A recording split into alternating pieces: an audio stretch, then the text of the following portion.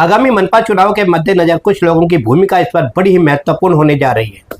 ये वह लोग हैं जो विभिन्न राजनीतिक पार्टियों से जुड़े हैं और अपने अपने कार्य क्षेत्र में बेहद सक्रियता से काम कर रहे हैं। और उसी सब के तहत आज हम बात कर रहे हैं नीलेश तेलंगे की।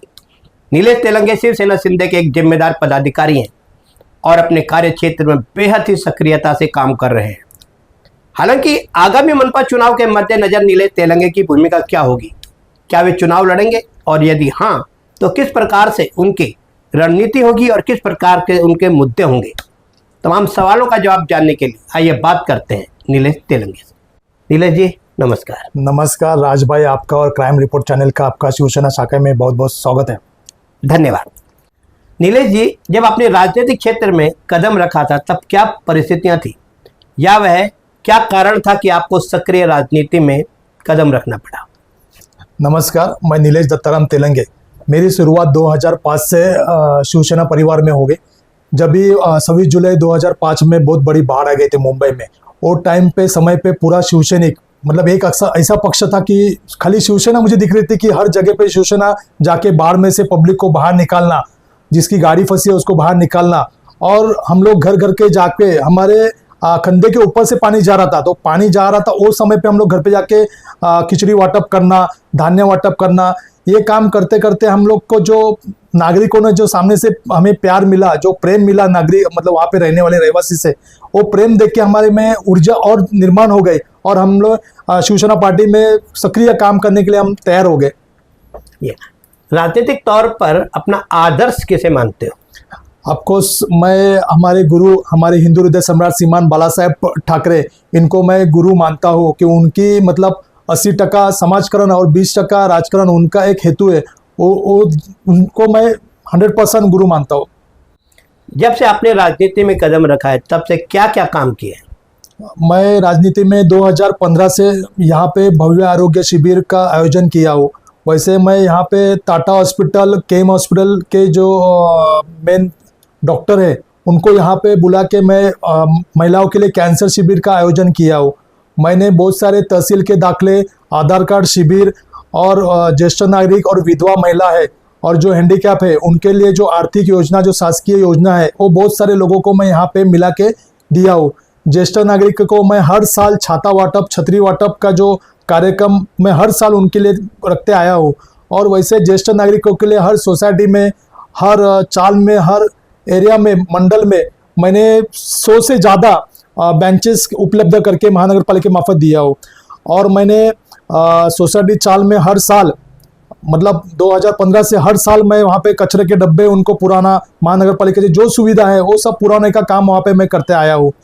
मैं 2020 में जब कोरोना शुरुआत हो गई थी, कोरोना की जब शुरुआत हुई थी तभी मैंने देखा कि बहुत सारे लोग की खाने के वांदे थे, तो उनको घर घर में जाके मैंने अनाज देना, उनको खाना देना, ये काम मैं जोरों से वहाँ पे किया हूँ। और मैं ऐसे काम करते करते अभी 2025 तक मैं काम समाज सेवा करते ही आ रहा हूँ। आगामी मनपा चुनाव के मद्देनजर इच्छुक उम्मीदवार के तौर पर आपका नाम सामने आ रहा है, क्या सचमुच आप चुनाव लड़ने के लिए इच्छुक हो?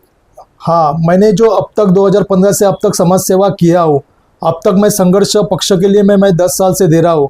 मतलब बहुत सारे मैंने यहाँ पे शिविर उपक्रम मैंने जब रखे, वो मतलब जो मेरा जनसंपर्क पब्लिक से इतना जुड़ा है, वो जनसंपर्क और पब्लिक का प्यार मुझे जब प्रेम मिला है, उससे मैं जुड़ते हुए मैं 9 नंबर वार्ड से इच्छुक उम्मीदवार के लिए मैं शिवसेना पार्टी से रहने वाला हूँ। वार्ड क्रमांक 9 जहाँ से आप इच्छुक हो, उस वार्ड की परिस्थिति क्या है? 9 नंबर वार्ड में परिस्थिति तो बहुत विकट है। यहाँ के पूर्वज नगर सेवक थे, उन्होंने यहाँ पे कुछ काम किया नहीं है। यहाँ पे बाजू में अपने विजयनगर में एक शासकीय दवाखाना है, वहाँ पे कुछ भी सुविधा नहीं है। मल्टी स्पेशलिस्ट को सुविधा न होने के कारण सब पब्लिक को केम हॉस्पिटल में, नायर हॉस्पिटल में जाना पड़ता है। यहाँ से उनको जाने के समय जो सीरियस पेशेंट रहता है उसको रास्ते में वहाँ पे उसका ख़त्म हो जाता है, निधन हो जाता है उसका। तो यहाँ पे मल्टी स्पेशलिस्ट हॉस्पिटल हो, मल्टी स्पेशलिस्ट सुविधा हो, मतलब बहुत सारे सुविधा यहाँ पे नहीं है। वैसे पानी का प्रश्न तो बहुत बड़ा है। पानी की समस्या ऐसी है कि यहाँ पे अशुद्ध पानी दिया जाता है नागरिकों को। रात को, अपरात्रि को कभी भी 2 बजे 4 बजे यहाँ पे पानी छोड़ा जाता है।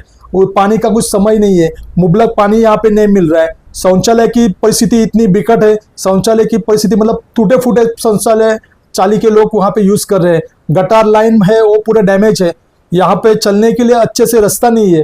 बहुत सारे 9 नंबर प्रभाग में आप देखेंगे कि यहाँ के पूर्व जो नगर सेवक है उन्होंने यहाँ का पूरा सत्यानाश करके रखा है।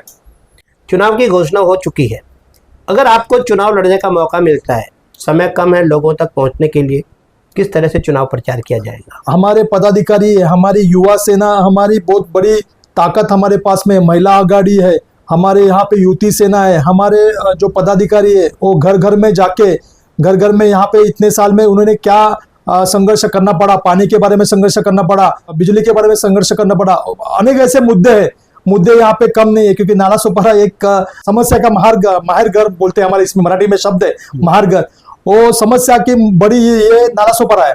तो हमें हर समस्या पब्लिक को जाके हमें बताना है कि आपने इतने साल में किससे संघर्ष किया है, कौन से पार्टी को आपने जिता के लाया, क्या किया है उन्होंने, यहाँ पे उनके पूर्व नगर सेवक ने आपके लिए क्या सुविधा दी है।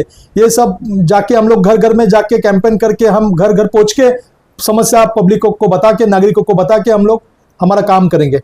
अगर किसी कारण वरिष्ठ नेतृत्व के द्वारा अगर आपको चुनाव लड़ने का मौका नहीं मिलेगा, तब आपका अगला कदम क्या होगा? हम राज भाई, हम पक्के, हम शिव सैनिक है, हम समझो हमें पार्टी ने चांस नहीं दिया, तभी हम महायुति के लिए, हमारे पक्ष के लिए हम लोग कार्य करेंगे। जी धन्यवाद। आपने देखा कि किस तरह से हमारे सभी सवालों का बेबाकी से जवाब दिया गया। इन्होंने कहा पिछले कई सालों से हमने आम जनता के लिए निस्वार्थ भाव से काम किए हैं, और इन्होंने यह भी कहा कि हमने शिवसेना के प्रति बेहद निष्ठा से काम किया है।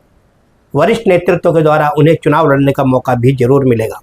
वही अब देखना यह होगा कि आगामी मनपा चुनाव के मद्देनजर नीलेश तेलंगे की भूमिका क्या होगी, और जब चुनाव लड़ा जाएगा तो किस तरह से लड़ा जाएगा, किस तरह का मुद्दा होगा, किस तरह की रणनीति होगी और किस तरह का चुनाव प्रचार होगा। तमाम सवालों का जवाब लेकर हम जल्द हाजिर होंगे। तब तक के लिए इंतजार कीजिए हमारी अगली खबर का।